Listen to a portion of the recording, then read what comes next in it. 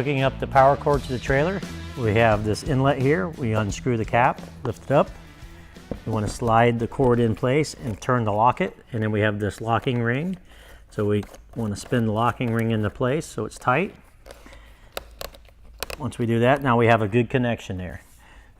This was a 50 amp service, so if you're at a campground that only has 30 amp service, you can use an adapter to go from 50 amp down to 30 amps. Keep in mind that 30 amp service is all you'll have for the trailer, even though you have a 50 amp trailer. You could do it the opposite. If you have a 30 amp trailer and you only have a 50 amp plug, you can get a adapter to go up, but again, you're only going to have 30 amp service because that's all the trailer has at that point. The Classic comes standard with 50 amp service. And the breaker panel is behind this panel here. So if we grab a hold of this panel, we can pull forward. This panel comes completely off. We turn this little knob here and open the door up.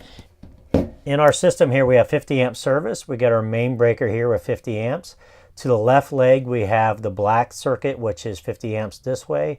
And to the right, we have the red circuit, which is 50 amps this way.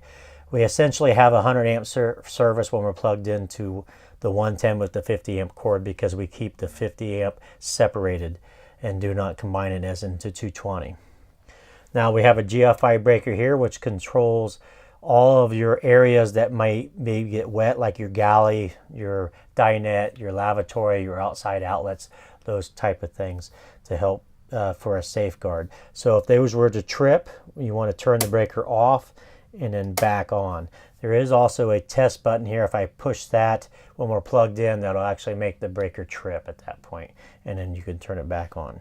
Keep in mind when you have a trailer with 30 amp service that you can use more power than what's available. So we have 30 amp service, your air conditioner is 16 amps, your converter is 5 to 8 amps, your refrigerator is 5 to 8 amps.